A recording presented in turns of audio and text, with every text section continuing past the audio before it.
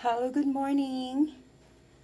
For today's video guys, magluluto tayo ng chicken curry.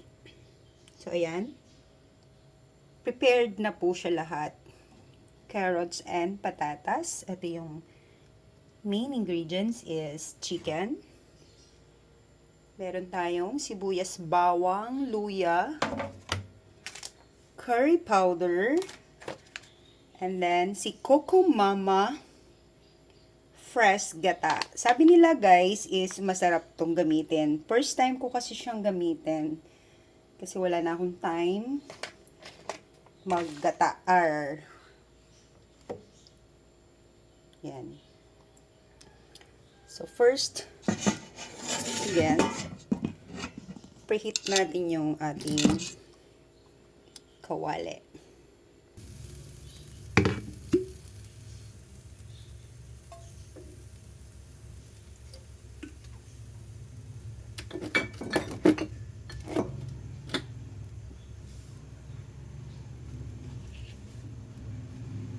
So, unahin natin yung luya.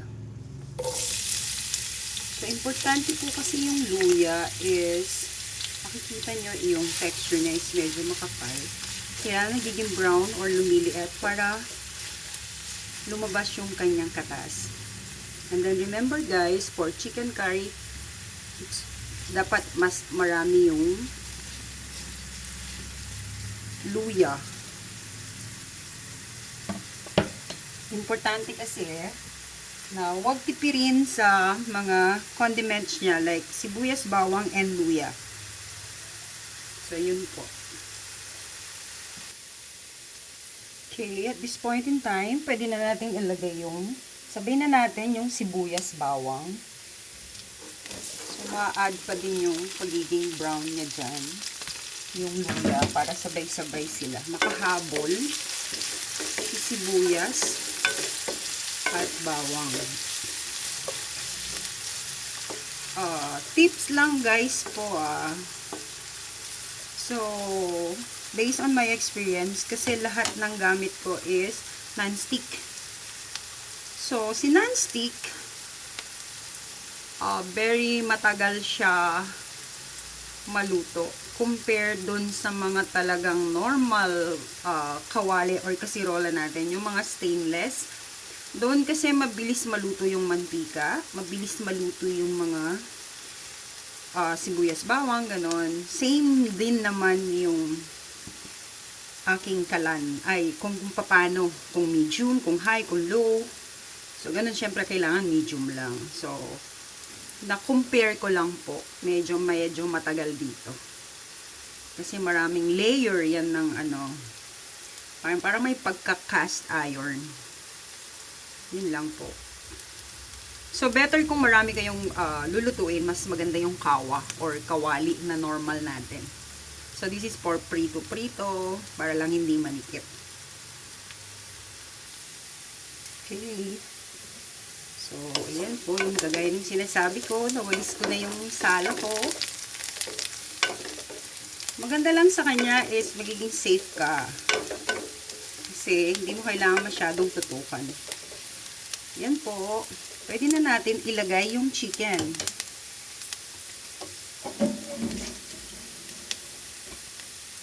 Again guys, anything na ilalagay natin, kung meat, kailangan po is napatuyo maigi.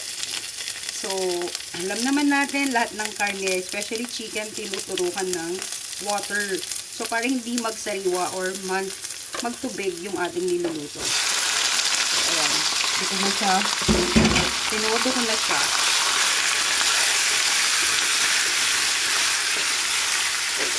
So, fry lang muna natin.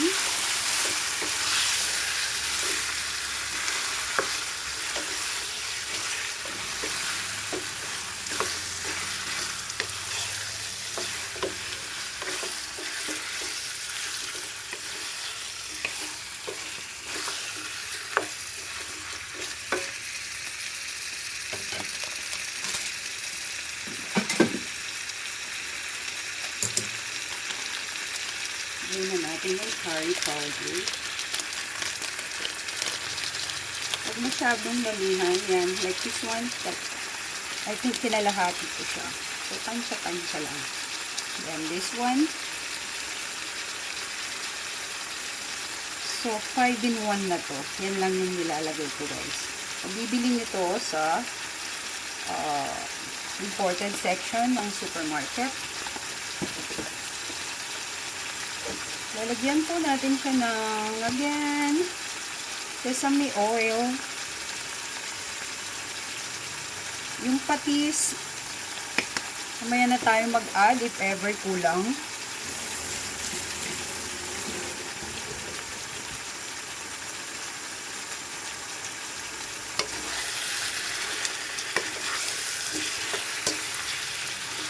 For this casserole kasi, yung takip niya, hindi ko alam kung nasaan. So, meron akong ibang niluto dito. Since tinry ko yung takip kasya, siya na lang gagamitin ko. So, transfer.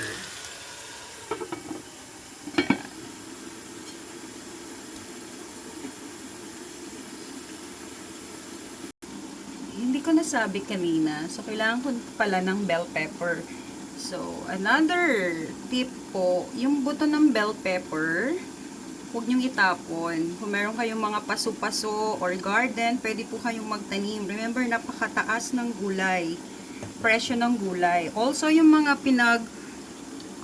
balatan ng carrots, anything, sibuyas, bawang, lahat po ng inaalis ninyo is pwede nyong gawing fertilizer, isama sa lupa kung saan kayo nagtatanim.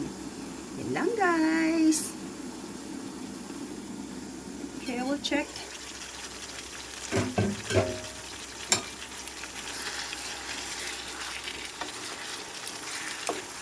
Okay, guys. Lagay na po natin yung Mama Coco Gata. Coco Mama Fresh Gata. So, ayan. Masarap po dito na maraming gata. So, lahat ang pinakasabaw niya is gata. Huwag niyo muna po siya ihalo again and again, ha? Pag naglagay kayo ng gata, or especially sa adobo, pag naglagay ng suka, lagyan natin ng paminta para mas may kagat. Then, mga 2 minutes po, takpan natin bago ihalo.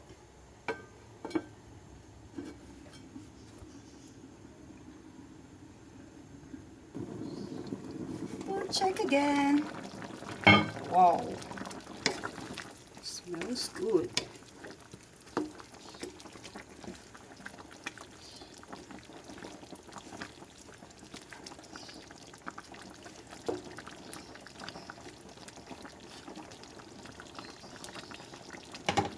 We'll taste. Taste natin kung may kulang.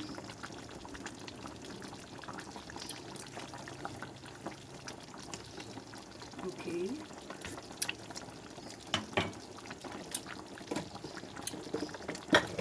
Medyo kulang siya sa alat.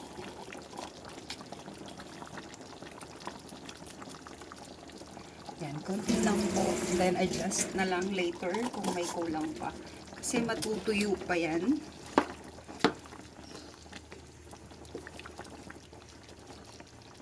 Okay. Huwag ko na siya siguro i-cover. Ito kasi pang stew. So, para matuyo siya agad.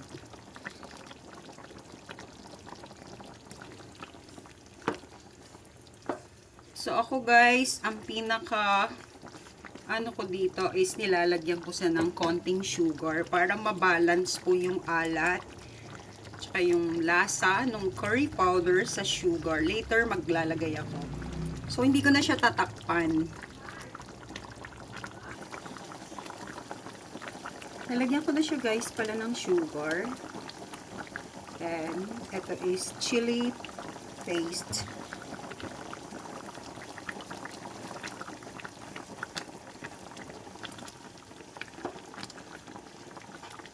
Pa natin siyang Matuyuan ng konti. Saka natin lalagay yung patatas and carrots.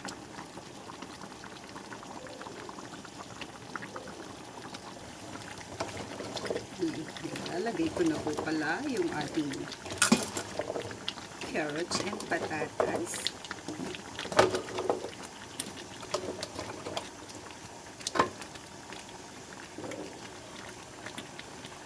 Bukok ng mais. Nilaga kasi ako guys. Kaya lagyan ko ng mais. That's why merong bukok. So, last natin dyan yung bell pepper.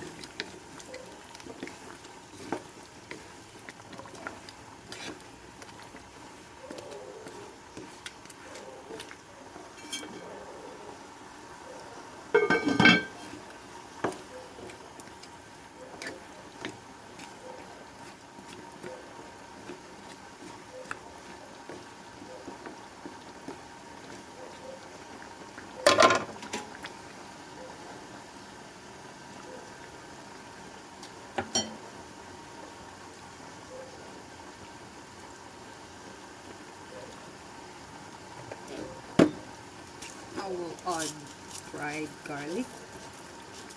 So, hindi sa akin nawawala ito guys, fried garlic.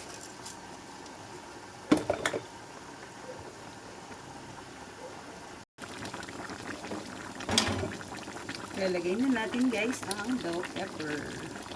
So, importante kasi na wag lutong-luto yung bell pepper.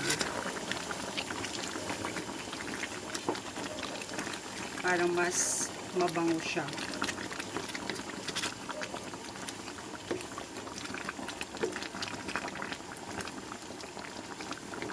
Remember, sa mga pizza, hindi naman siya halos lutong-luto.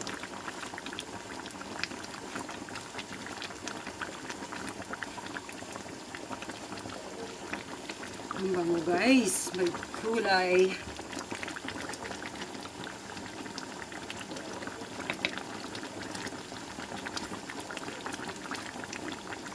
Okay. Tama lang yung anghang. Hindi siya ganun kaanghang. Konting kagat lang siya. Kasi mahirap pagka sobrang anghang. Kasi hindi naman lahat is mahilig sa maanghang. So, this is it, guys. Ayan na, guys. Luto na po iyan.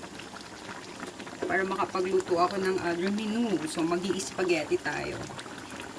Tuna pasta spaghetti. Yan lang po. Thank you for watching. Bye-bye. Subscribe to my channel. Salamat po. God bless.